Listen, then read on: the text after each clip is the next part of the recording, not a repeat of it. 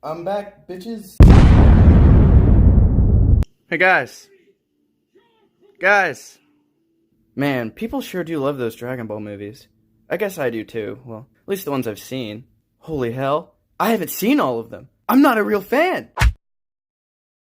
Alright, this may be a bit unprofessional, but I've only seen this movie once, and fuck you if you want to make me watch it again. I watched it a few weeks before the other two, so I've forgotten a lot about it, but you couldn't pay me to sit through it again. The original Dragon Ball series is far and away my favorite of the bunch, so believe me when I tell you that it hurts to say this. This movie is god-awful. Let's take a look at what I like first. I took notes. Wasting my fucking time. They play the original Dragon Ball opening. Some of the jokes were good. The soundtrack is pretty great.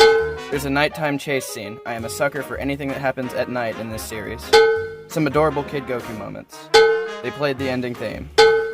You want me? You gotta go through him. Yeah? Well, this sword will go through both of you at the same time. Fuck, that's a good line. I told you he was cool. Surely there's more here. Nope, that's about all I liked. Now for the stuff I didn't. The voice acting from some of the extras in the beginning is jarringly bad, but hopefully once we get to the main cast it'll be a little...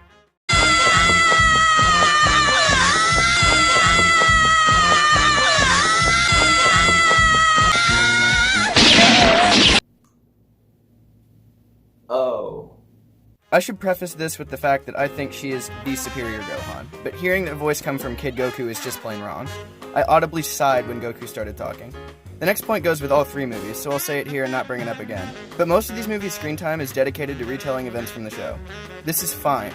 What isn't fine is how inferior and rushed they are. Some are done better than others, but this movie in particular does a very poor job of these scenes. The action in this movie is also really bad. Who wants to see martial arts in Dragon Ball? No, what you're here for is sword fights and dog fights. At least I hope, because that's all you get. Remember the chase scene I mentioned earlier? It's a fun scene, but for some reason, Yamcha pulls out a gun, and then him and Goku have a really tame sword fight. It's really a letdown. The comedy's also pretty hit or miss. Some of the jokes from Oolong and the main antagonist Robot Butler are genuinely quite funny, but the rest of the jokes all just fall flat.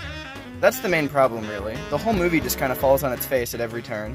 The biggest example of this is the ending. The movie had the opportunity to do the coolest thing that could have possibly ever happened in this franchise, but they threw it away. In the end, Bulma realizes the king, who's the totally out of nowhere villain, by the way, has the Dragon Balls in his stomach. She then throws the last one in his mouth, and I about lost my shit. She summons Shenron, and he explodes out of the king. Or, at least that's what should have happened? Instead, Shenron just comes out of his mouth, fixes everything, and everyone lives happily ever after. The end.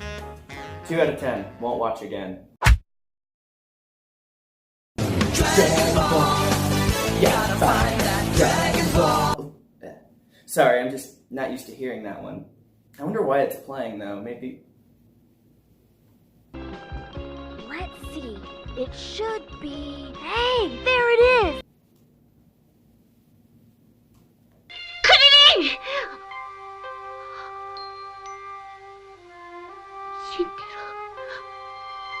Much better. Holy hell, this movie kicks ass. After the previous one left a bad taste in my mouth, I was ready for all three to be terrible. I have never been more happy to be wrong. The first thing we see is a rushed retelling of Goku and Krillin meeting, but instead of what happened in the actual show proper, Roshi sends the two of them to rescue the sleeping princess in Devil's Castle. He said it! He said it! They take off on a super fun race sequence on their journey to the west. This scene lasts a bit too long for my liking, but Goku and Krillin play off each other really well, and the comedy is fantastic, so it's easy to overlook. They end up at the Devil's Hand, which is super cool, by the way, and the classic Dragon Ball shenanigans ensue. I was waiting the whole time for Goblin Oogie Boogie from Scooby-Doo to come on, but, you know, it never really happened, so if that's what you want out of this movie, you're gonna be sorely disappointed. The side characters really don't need to be there, but hey, we get to see Launch again. The way this movie wraps up is pretty batty. They get kidnapped and then... No, wait. I'll just tell you what I wrote down as I saw it. Ahem. Holy shit. What? Why is there a giant laser cannon? Why is Lucifer wearing shades? What is this movie? So yeah, stuff just kind of happens. There's a part where Goku goes grade 8, but it lasts for about 3 seconds, so it's kind of pointless. We then cut to Goku wearing overalls, and I thought for a hot minute that that was Quar, that he was wearing as pants, but it's just Oolong's overalls, so cleared that up. So what did I learn from this movie? Krillin is a tsundere, and Roshi likes to kidnap girls. 6.5 out of 10, fantastic action and comedy, meh on the storytelling. Wow, I didn't take many notes on this one, and it's been 2 months since I watched these, so I'll try my best here. This movie has a really bad problem of things just kind of happening. The movie starts, and it, well, just kind of starts. There's no proper beginning. The movie kind of combines the Red Ribbon arc with Tien, but Tien is the bodyguard of Emperor Chaozu, let that sink in, and the Red Ribbon Army members are just kind of part of the Royal Guard. We do get to see General Blue again, and now instead of trying to diddle little boys in Penguin Village, he's a good guy. He still dies in the same way, though. He gets a good tongue-in from Tao.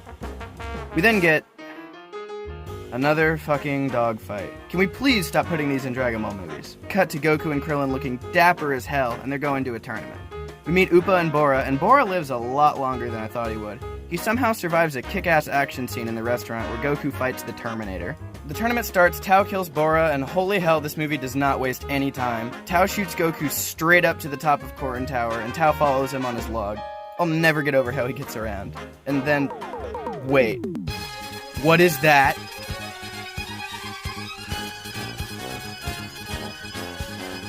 I take everything back. This movie is amazing. We get fun Arale action, and then the world's worst plot twist. I won't spoil it, don't worry. Then this movie just kind of ends just like it just kind of started. 5 out of 10, fun action, and Arale. So I was gone for a minute, but I'm back now. That's good, I should write that down. I hope you guys like this one. It's been on and off again for a couple months, but I finally finished it, so yay. I'm gonna try to pump these up more often, but you know, may not happen because I'm a lazy bitch. In all seriousness, please like and subscribe. Caleb, you in particular have to leave a comment, and tune in next time when I review a Dragon Ball movie that I actually enjoy. Peace, you lovely losers.